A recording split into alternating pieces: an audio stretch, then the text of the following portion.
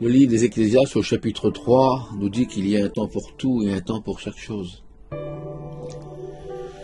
Le temps est important parce que c'est Dieu qui nous le donne. Mais certains diront, je n'ai pas de temps. Combien de fois avons-nous entendu ce genre de paroles? Pas le temps.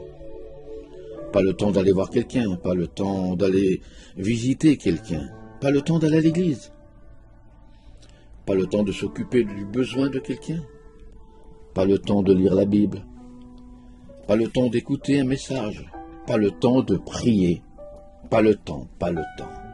Mais dites-moi, qui prend ce temps? Le travail, le manger, le boire,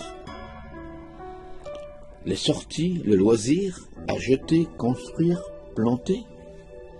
Bien sûr que Dieu n'est pas contre ce temps-là, mais il dit quand même qu'il y a un temps pour nous.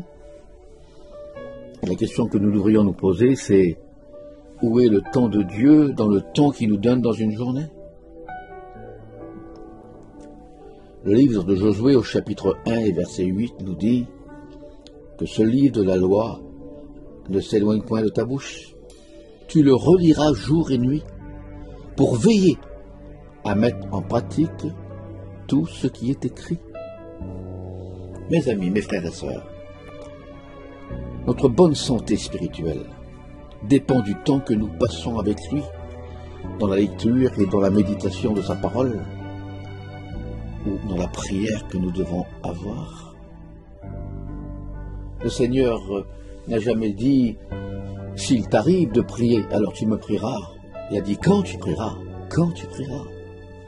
Il est logique que notre vie soit jalonnée de prière. La vie de Jésus était jalonnée de prière. Il avait pourtant des journées chargées, voire surchargées, et pourtant il prenait le temps de pouvoir se mettre à part et prier. La prière n'est pas un devoir. La prière est le seul moyen d'approcher Dieu. Prier, c'est parler à Dieu. Prier, c'est avoir une conversation avec lui. Savez-vous que la prière dans la vie d'une personne attirera toujours l'intention de Dieu? Les Actes des Apôtres nous parlent de la conversion de Paul.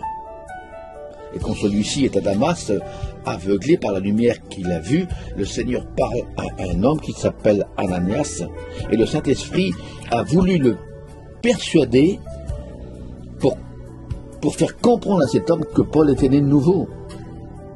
Mais remarquez qu'il ne lui a pas dit « Va, il a changé.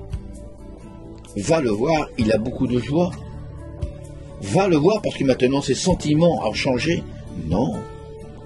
Dieu a dit à Ananias « Va à Damas, dans la rue de la droite, dans la maison de Benjamin, il y a un homme seul, il prie. »